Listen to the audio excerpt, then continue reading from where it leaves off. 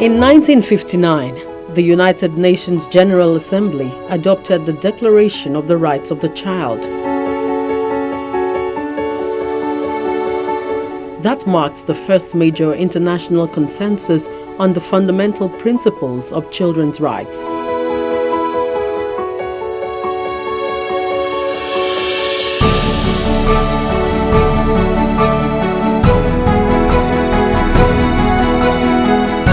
The Declaration of the Rights of the Child was adopted unanimously by all 78 member states of the United Nations General Assembly in resolution with contents to include that the child is recognized universally as a human being who must be able to develop physically, mentally, socially, morally, and spiritually with freedom and dignity.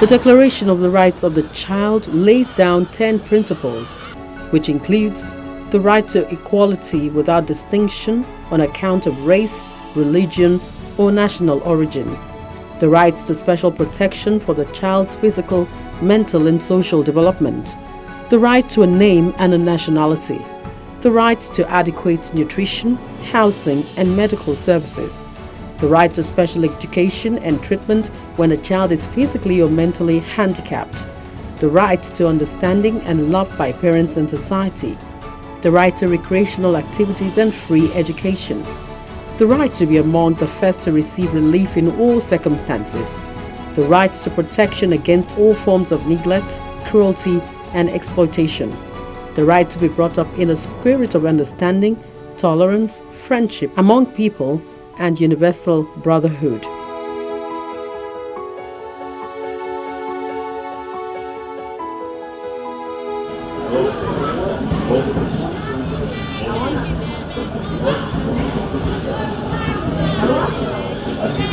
In 2003, Nigeria adopted the Child Rights Act to domesticate the Convention on the Rights of the Child.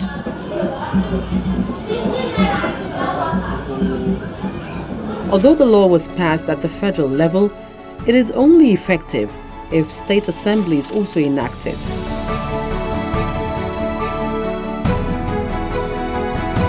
To date, only records show that 16 of the country's 36 states have passed the act.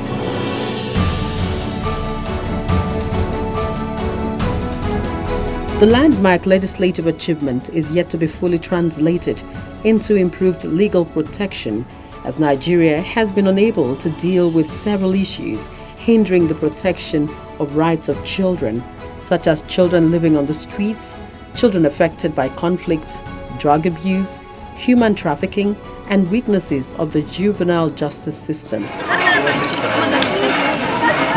When you say violence against children, the first thing that comes to mind in the average human being is sexual violence of children. But violence against children comes with abuse and neglect. We have physical violence. And when you're looking at physical violence, I'm not talking about discipline. Disciplining your child is a different thing from being physically violent against a child. Excessive force when hitting a child.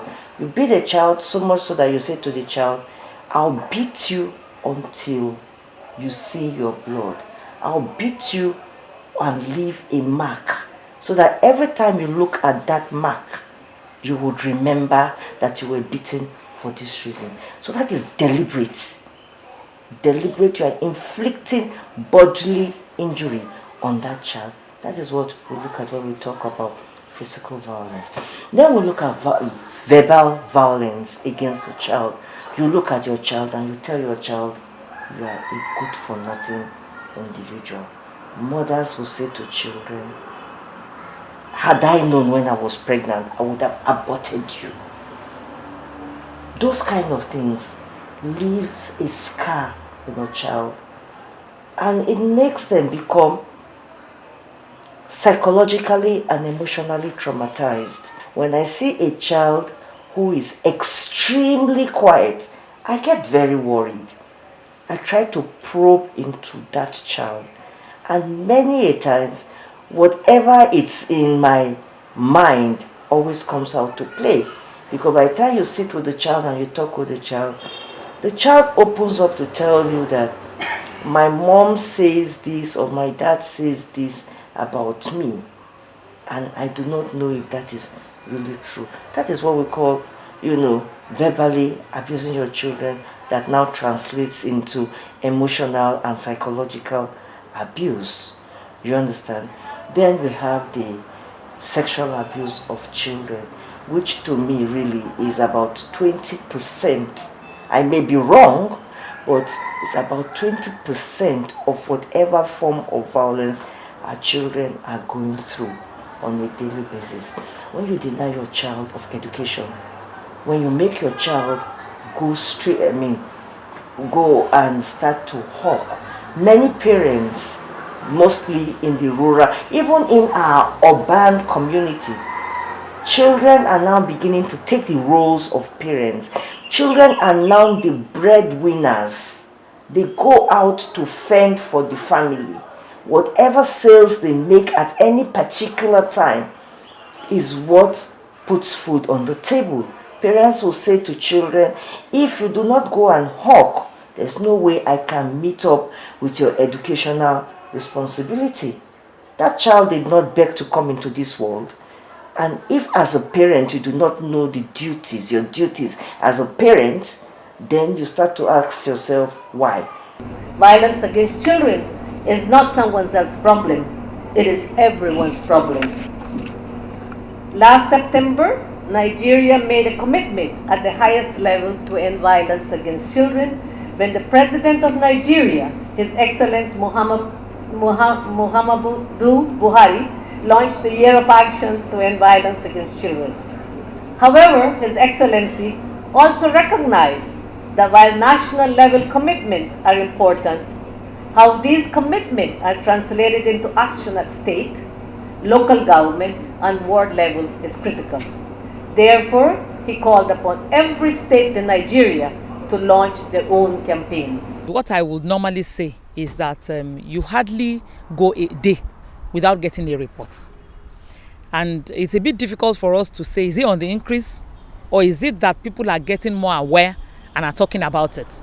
Because what we have discovered is it's pretty difficult for people to come out and talk about it, to report cases. But now we have more people talking about it. We have neighbors reporting incidences around them. We have people going to police stations to talk about it. We have phone calls. And so you wonder, is it that it has increased, or people are getting more confident, more informed to come out and talk about it? But if we're looking in terms of reporting, then we'll say reporting is on the increase. I think that's the safe way to put it. And sometimes, certainly, we got information from a government source that you would have 15 cases of child sexual abuse in 1 week. That's alarming. If we go by that report, it's alarming. But then, as the reports are coming, so also our actions coming to stem the tide of violence against children.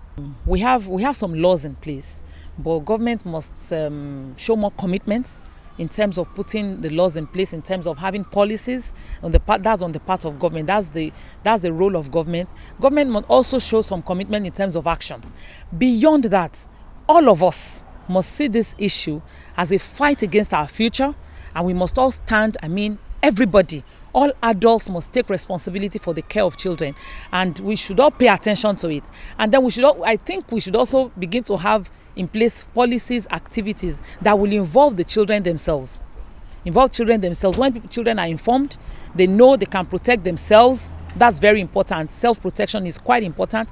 And then children will be able to protect other children around them. Because many times now we even find children coming out to say, this is happening to my friend, I'm not happy with it. And so when the kids themselves are informed, they better protect themselves, and thereby we prevent it from happening. And when it happens, the children are emboldened to speak about it, and then they can be supported.